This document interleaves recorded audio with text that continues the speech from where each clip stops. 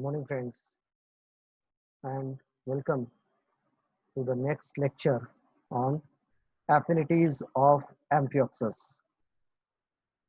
Now, as we have studied in detail about the Amphioxus, its various systems, and the various processes of Amphioxus. Now, as per our syllabus, the last part regarding Amphioxus is affinities of Amphioxus. Now, as the Amphioxus, it has both the characters of chordate as well as the characters of many primitive non-chordate. So we are going to discuss here some resemblance, or you can say affinities of Amphioxus with various groups of animals. Now let us start. Firstly, we will see the affinities with non-chordate. So generally, the development of coelom in case of Amphioxus is enterocoelic, which is similar to that of the development of coelom in non-chordate. Then heart is absent in most of the non-chordates. Heart is absent. However, in Amphioxus also there is no heart, so heart is absent. Then presence of segmentally arranged nephridia, as we have already discussed in excretory system of Amphioxus, that the protonephridia, they are segmentally arranged, and in case of non-chordate also the excretory parts are segmentally arranged. So presence of segmentally arranged nephridia are present in polychaete type of annelids. So that is also found in Amphioxus. Then gastrulation occurs by invagination. That means the process of invagination, inward movement of the cell. So gastrulation occurs by invagination. Then now we'll see the affinities with urochordates, lower group of chordate, urochordates. So Amphioxus, it resembles with urochordate in following manner. It has endostyle. That means urochordate also has endostyle, and Amphioxus also possess endostyle, which we have also referred here as hypobranchial groove. So presence of endostyle. Then perforation of pharyngeal wall by numerous gill slits which open into atrial cavity. It is also similar in both cases, urochordate as well as Amphioxus. That means pharyngeal wall is perforated by numerous gill slits, and these perforations or these gill slits, they open into atrial cavity. Then mode of feeding is ciliary. That means feeding with the help of cilia. It is found in both urochordate as well as in Amphioxus. Now, presence of atrium around the pharynx. So pharynx is surrounded by atrium in both the cases. Then development of notochord and nerve cord is similar in both of the animals. Development of notochord and nerve cord is from ectoderm, and which is similar. However, Amphioxus differs from urochordate in following characters. There are some dissimilarities also between between these urochordates and Amphioxus. So what are these dissimilarities? Now let us look on that. The first dissimilarity is that urochordates are sedentary, but Amphioxus, though it remain most of the time in its burrow, but still it can freely swim. So this is one of the difference, that urochordate are sedentary, they do not move from their place, but Amphioxus, they can freely swim, they are free living. Test, which is a covering over the body, it is present in urochordate, but Amphioxus body is not covered by any such body covering, test or tunic. So this test, which is a body covering, it is present in urochordate, but it is absent in Amphioxus. Then alimentary canal in Amphioxus is straight, while in urochordate uh, it is U-shaped. Then nephridia, they are present in Amphioxus but absent in urochordates. Heart is absent in Amphioxus but present in urochordates. Gonoducts are also absent in Amphioxus, but they are present in urochordates. And Amphioxus is unisexual, but the ascidians are bisexual, and asexual reproduction also is reported in them. So these are some similarities and dissimilarities of Amphioxus with a lower group of animals. That means lower chordate and non-chordate. Now we are going to discuss the affinities of Amphioxus with chordate animals. That means higher chordate, just like Tetrapoda and similar other chordates also.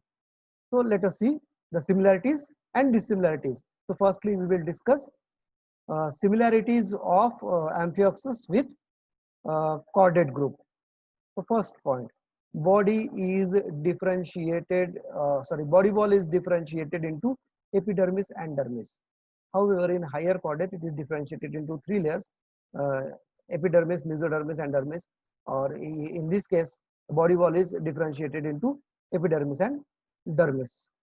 So in most of the chordate, body is differentiated epidermis and dermis. Then mouth is ventrally situated in both the cases. It is an important character of chordate that mouth must be on ventral side. So mouth is ventrally situated. Then coelom is similar to that of the chordate. Coelom, presence of coelom or occurrence of coelom is similar, which is also found in most of the chordates. Then notochord is situated on the dorsal side beneath the nerve cord. That means notochord present below the nerve cord. So that is also similar in Amphioxus as well as in most of the chordate. Then presence of mid-gut diverticulum that can be compared with liver. In our body, there is liver, presence of liver. In most of the chordate, higher chordates, there is liver. But in case of Amphioxus, similar to the liver, there is mid-gut diverticulum. Then pharyngeal gill slits are present. When we have discussed the general characters of phylum Chordata, in that case we have said that every chordate must have pharyngeal gill slit in some of the developmental stage of the life. So here the presence of pharyngeal gill slit is similar in both Amphioxus as well as the most of the chordate.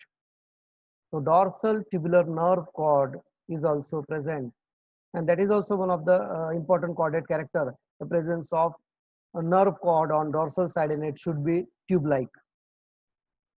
Myotomes are present, which may resemble to the muscles. So myotomes are present, and development is similar in both cases, chordate as well as in Amphioxus.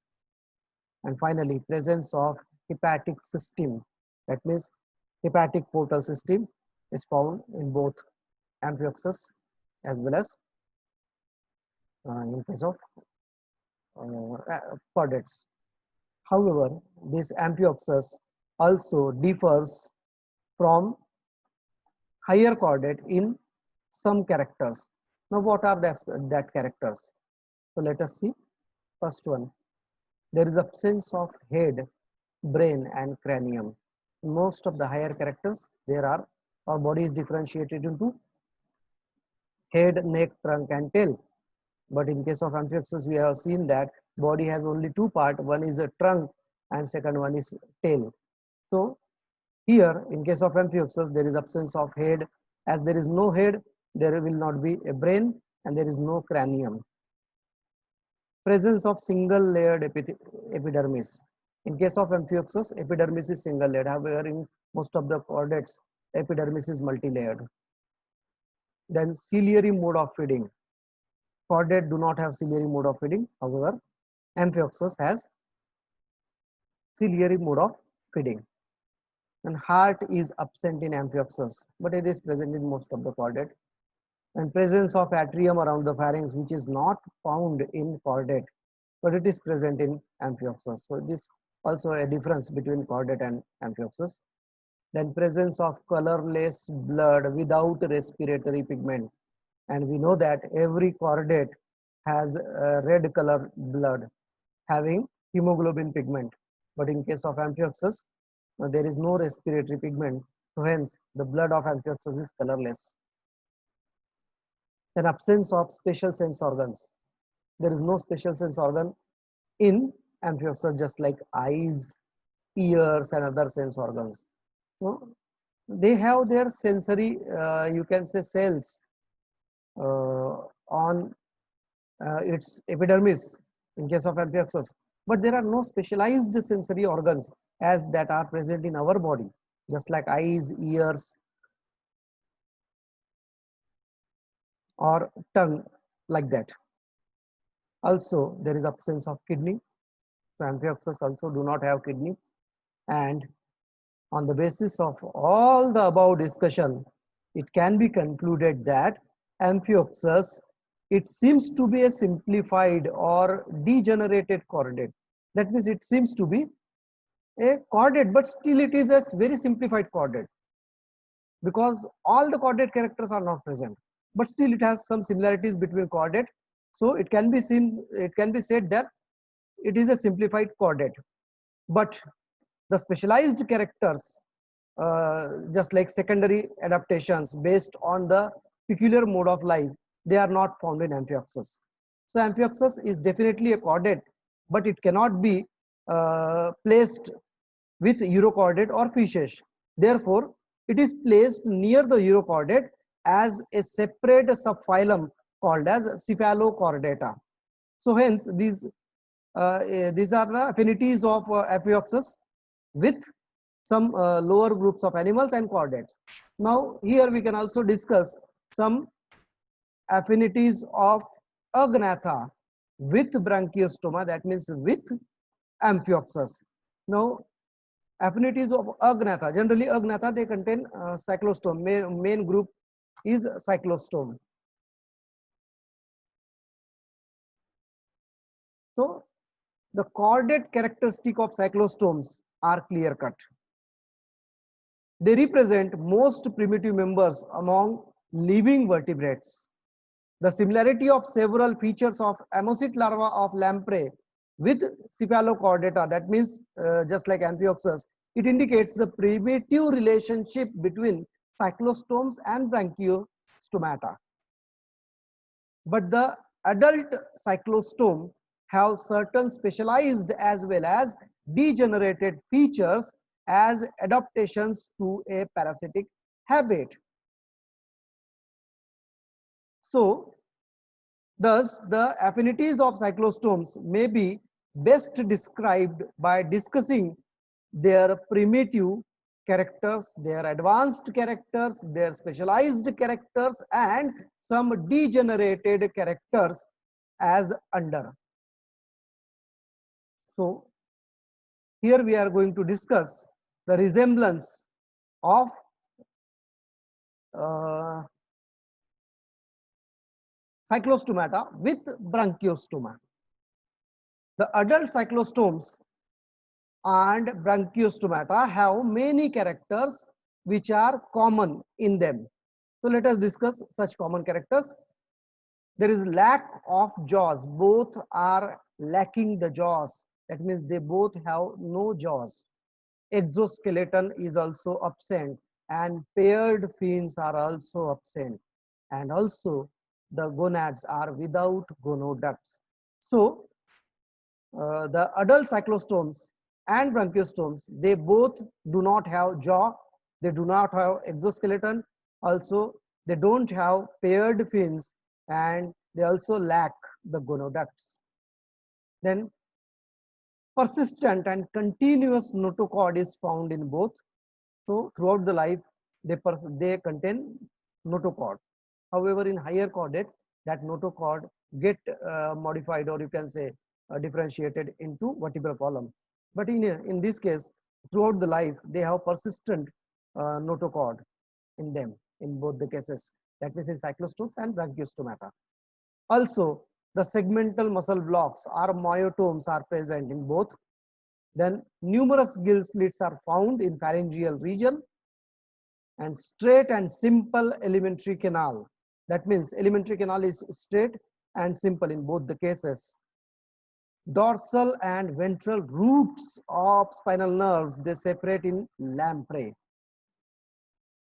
Beside this, the Ammosid larva of lamprey further resembles the branchiostoma in fish-shaped body. The larva of this cyclostome, it also resembles to the branchiostoma just in the fish-shaped body. Then vestibule, that means the oral hood, anterior part of the mouth. Then continuous median dorsal and caudal fins.